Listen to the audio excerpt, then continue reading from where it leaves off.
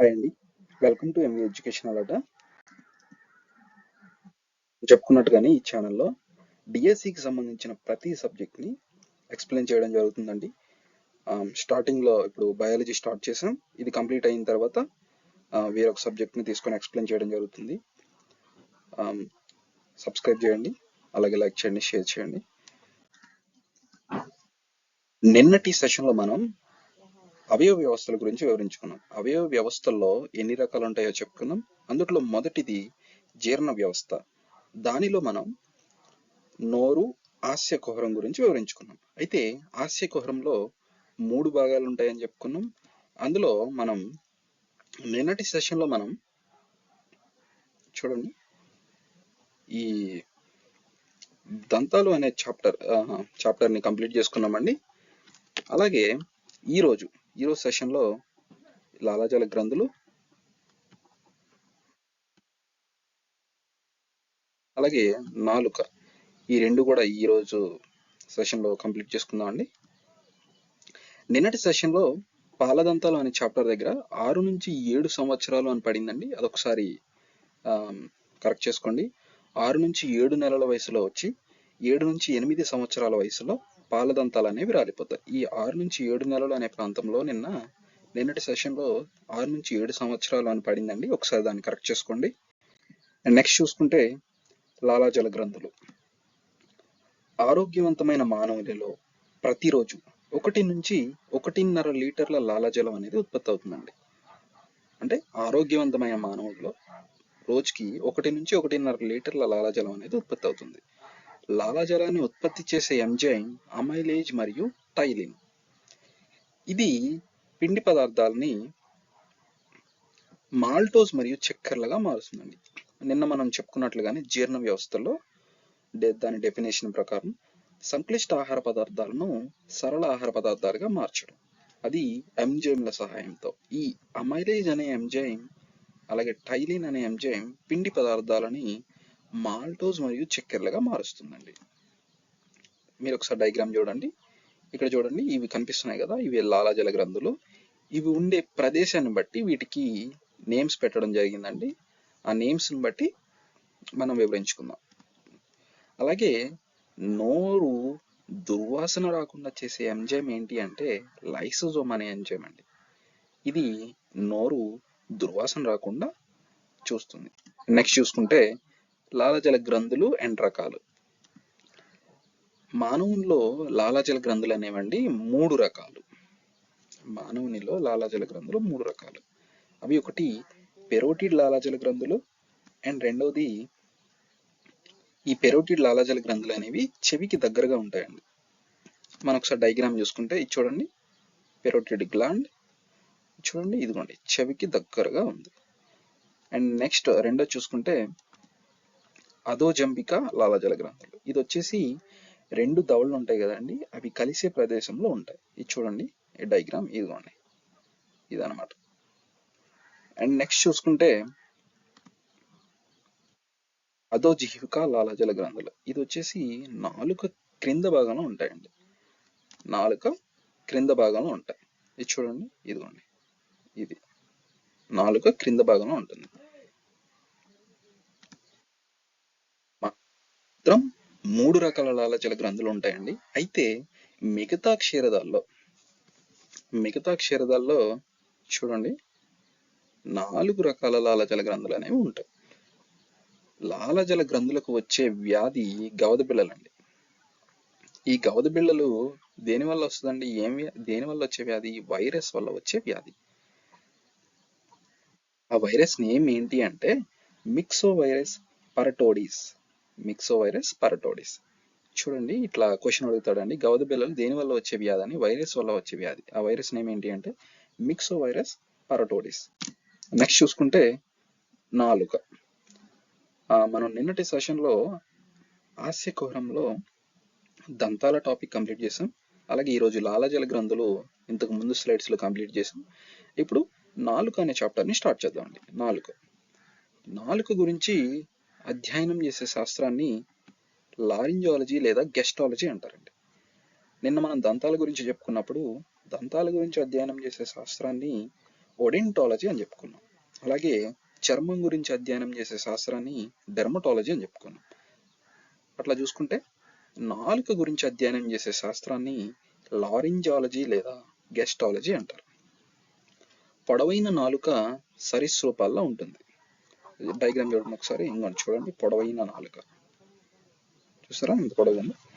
Next చూసుకుంటే రెండుగా చీలిన నాలుక పాములో ఉంటుంది. పాము నాలుక అండి రెండుగా చీలి ఉంటుంది. చూడండి ఒకసారి డయాగ్రామ్ లో రెండుగా చీలినట్టు కనిపిస్తుంది కదా. అలాగే చుట్టలు చుట్టుకుని ఉన్న నాలుక బల్లి మరియు తొండలో కనిపిస్తుంది. ఇది చూడండి, ఇక్కడ చుట్టలుగా ఉంది కదా. ఈ చుట్టలు చుట్టుకుని ఉన్న నాలుక చివరన గమ్ము లాంటిది ఉంటుందండి, ఒక జిగట పదార్థం. వేటాడడానికి, కీటకాలను పట్టుకొని నోట్లోకి లాగడానికి ఆ నాలుక అనేది ఉపయోగపడుతుంది. ఈ విధంగా పొడవైన నాలుక, రెండుగా చీలిన నాలుక, చుట్టలు చుట్టుకుని ఉన్న నాలుక ఈ జంతువుల్లో కనిపిస్తూ ఉంటాయండి. నెక్స్ట్ చూసుకుంటే మానవుడిలో నాలుకలు. సాధారణంగా మానవుడికి ఎన్ని నాలుకలు అంటే అందరూ గబుక్కొని చెప్పే మాట ఏంటంటే ఒకటే నాలుక ఉంది అని చెప్తారు. బట్ మానవుడిలో 2 నాలుకలు ఉన్నాయండి.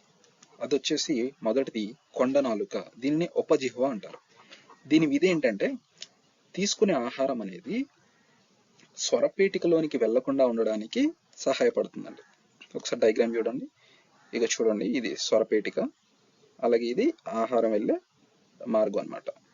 ఇదిగోండి, ఇక్కడ మొదలైన ఆహారం ఇలా వచ్చేసి ఇలా వచ్చి ఇట్లా వెళ్ళాలి.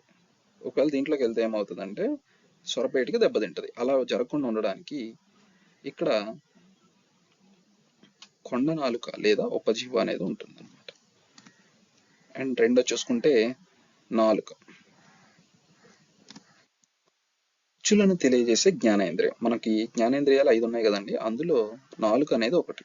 దాని విధి ఏంటంటే రుచులను తెలియజేస్తుంది. నాలుక దగ్గర కండరాలు అనియంత్రిత కండరాలు, అలాగే నియంత్రిత కండరాలు అని కొన్ని ఉంటాయండి. చేతులు, కాళ్ళు, అలాగే ఫింగర్స్, మెడ, ఇట్లాంటివి మనం నియంత్రించగలిగే వాటిని నియంత్రిత కండరాలు అని, మనం నియంత్రించలేని వాటిని అనియంత్రిత కండరాలు అని అంటారు.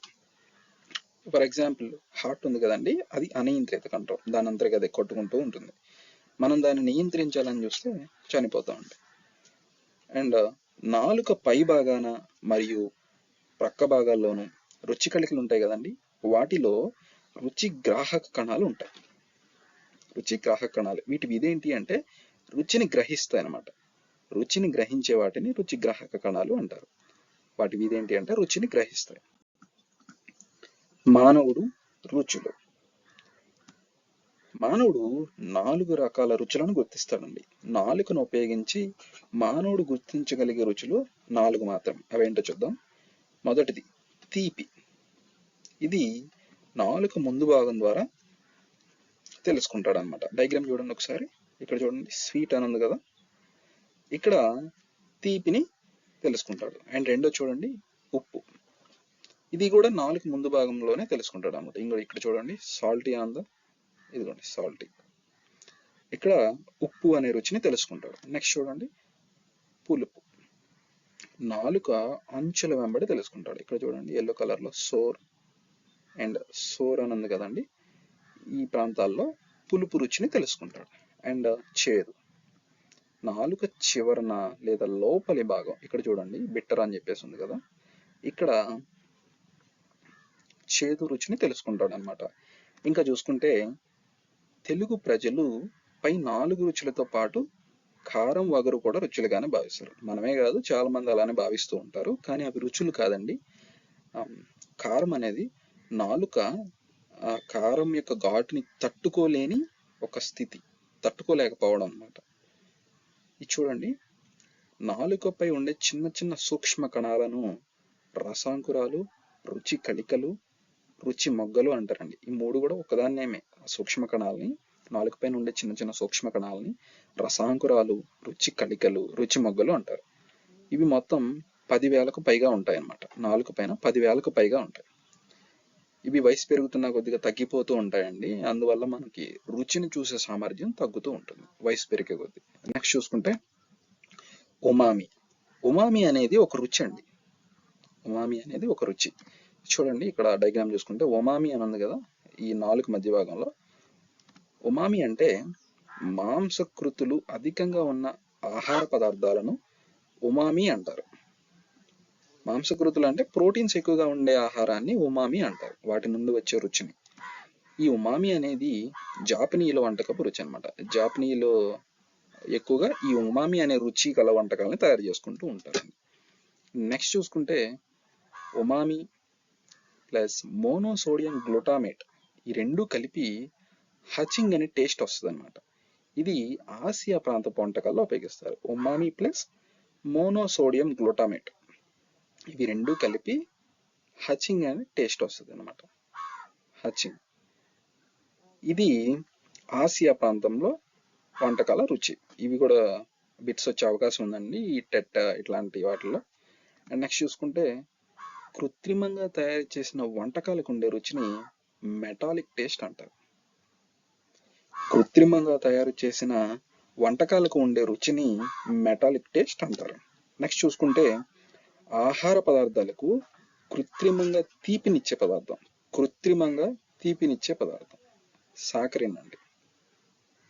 ఆహార పదార్థాలకు కృత్రిమంగా తీపినిచ్చే పదార్థం సాకరిన్. నెక్స్ట్ చూసుకుంటే సూక్ష్మాంకురాలు, నాలుగు పైన చిన్న చిన్న రుచి కళికలు ఉంటాయి అనుకున్నాం కదండి, రుచి మొగ్గలు. వాటి గురించి తెలుసుకుందాం. ఒకసారి డయాగ్రామ్ చూడండి. రుచి కణికలు ఇవి వచ్చేసి ఒక్కొక్క ప్రాంతంలో ఒక్కొక్క రకంగా ఉంటాయండి. ఇవి ఉండే ప్రదేశాన్ని బట్టి, వీటి యొక్క ఆకారాన్ని బట్టి వీటిని 4 రకాలుగా విభజించడం జరిగింది. అందులో మొదటిది వచ్చేసి ఫిల్లోఫామ్ పాపిల్లే. ఇది పొలుసులచే నిర్మితం, రుచి కళికలు ఉండవు. చూడండి, ఇదిగోండి ఫిల్లోఫామ్ పాపిల్లే. ఈ ప్రాంతంలో రుచి కణికలు అనేవి ఉండవండి, పొలుసుల్లాగా ఉంటుంది. రెండో చూసుకుంటే ఫంగీఫామ్ పాపిల్లే. ఇవి గుండ్రంగా రుచి కళికలను కలిగి ఉంటాయి, ఫంగీఫామ్ పాపిల్లే అన్నమాట. చూడండి ఇక్కడ ఇవి నాలుక యొక్క ముందు భాగంలో ఉంటాయి. ఇక్కడ చూడండి ఈ ప్రాంతంలో ఈ ఫంగీఫామ్ పాపిల్లే అనేవి ఉంటాయి అన్నమాట. నెక్స్ట్ చూసుకుంటే సర్కం వెల్లెట్ పాపిల్లే. ఇవి నాలుక వెనక భాగంలో ఉంటాయి, గుండ్రంగా పెద్ద పెద్ద సూక్ష్మాంగాలను కలిగి ఉంటాయి. చూడండి ఒకసారి సర్కం వెల్లెట్ పాపిల్లే. ఇక్కడ చూడండి స్కై బ్లూ కలర్ లో ఉన్నాయి కదా, ఇవి సర్కం వెల్లెట్ పాపిల్లే. అండ్ నెక్స్ట్ చూసుకుంటే పాలియేట్ పాపిల్లే.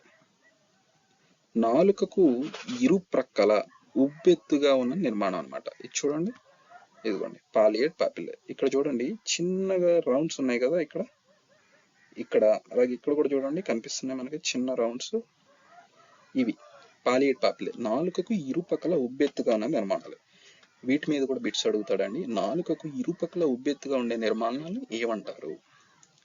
పాలియేట్ పాపిల్లే. లేదా వీటిని మనకి 4-5 ఆప్షన్స్ క్వశ్చన్లోనే 4-5 అడిగేసి కింద ఆప్షన్స్లో పై వాటిలో 2 కరెక్ట్, లేదా 3వది మాత్రమే కరెక్ట్, 4వది కరెక్ట్, ఇట్లా ఆప్షన్స్లో అడుగుతాడు అనమాట.